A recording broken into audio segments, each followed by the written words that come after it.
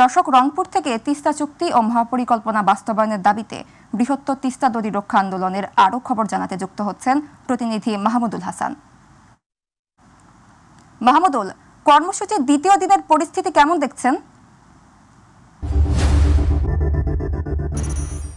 জি সাবরিনা, যেমনটা বলছিলেন যে আপনি জানেন যে গতকালকে আমরা দেখেছি যে সকাল থেকে তিস্তার দুই পাড়ের মানুষ, অর্থাৎ যে তিস্তা নদী যে রক্ষা আন্দোলন কর্তৃক আয়োজিত যে 48 ঘন্টার যে লাগাতার যে কর্মসূচি, সেটি কিন্তু গতকালকে আমরা দেখেছি সকাল থেকে কিন্তু তিস্তার দুই পাড়ের মানুষ সেখানে কিন্তু গণজমায়েতে অংশ নিতে, এবং তারা কিন্তু যেটি বলছেন যে দীর্ঘদিনের যে তাদের দুঃখ দুর্দশা, সেটি কিন্তু আসলে কোনোভাবেই লাঘব করেনি কোনো সরকারই। এই জন্যই কিন্তু আসলে তারা এই সময়ে যেটি আসলে আমরা দেখেছি যে এই যে 2 দিন ব্যাপী যে 48 ঘন্টা লাগাতার যে কর্মসূচির আজকে যেহেতু দ্বিতীয় দিন, গতকালকে নানা আনুষ্ঠানিকতার মধ্য দিয়ে কিন্তু তিস্তাপাড়ের দুই মানুষজন কিন্তু তারা যে এখানে আমরা দেখেছি যে সবসাইতে যে তিস্তাপাড়ের মানুষরা যেটি অভিযোগ করছেন যে দীর্ঘদিনে যে তাদের দুঃখ দুর্দশা, সেটি কিন্তু কোনোভাবে লাঘব হয়নি। এই কারণে তারা কিন্তু তাদের যে তিস্তা মহাপরিকল্পনা বাস্তবায়ন সহ তিস্তার পানির যে ন্যায্য হিস্সা, সেটি কিন্তু তারা দাবি করছেন। এবং তাদের যে কর্মসূচির আজকে শেষ দিন, আমরা একটু আসলে কথা শুনতে চাই যে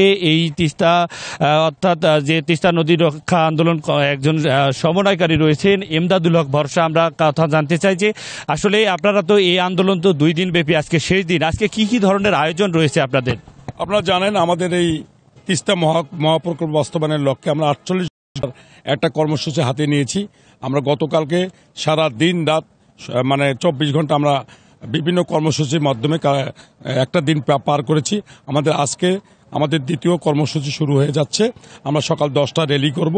আমরা এরপরে আমরা বিভিন্ন আরও প্রোগ্রাম আছে।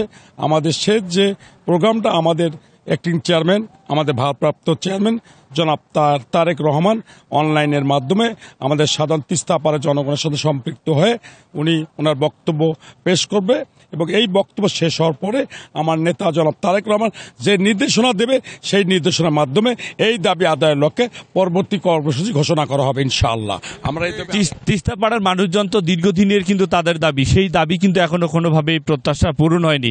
আসলে তিস্তাপাড়ার মানুষজন কি বলছে?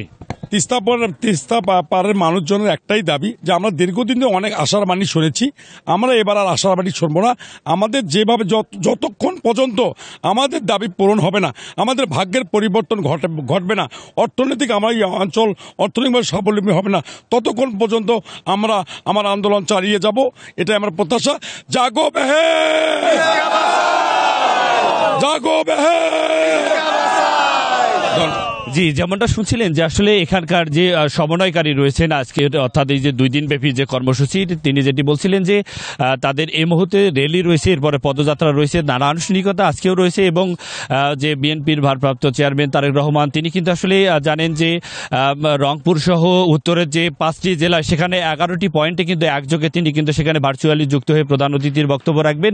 এবং তিস্তাপাড়ের মানুষও কিন্তু মুখিয়ে রয়েছেন যে আসলে এই অন্তর্বর্তীকালীন সরকার প্রধানের যে এই যে তিস্তা মহাপরিকল্পনা বাস্তবায়ন, সেটি যেন তার হাত থেকেই শুরু হয়, এবং এরপরে যে সরকার নির্বাচিত হবে তারা যেন আসলে এই মহাপরিকল্পনা বাস্তবায়ন করেন, এমনটা প্রত্যাশা করছেন কিন্তু এই যে তিস্তার দুই পাড়ের মানুষজন। এমনটাই ছিল সাবরিনা, রংপুর থেকে আজকের যে তিস্তা নিয়ে, যে তিস্তার মহাপরিকল্পনা বাস্তবায়ন নিয়ে যে তিস্তার দুই পাড়ের মানুষের সর্বশেষ পরিস্থিতি। মাহমুদুল, আপনাকে ধন্যবাদ।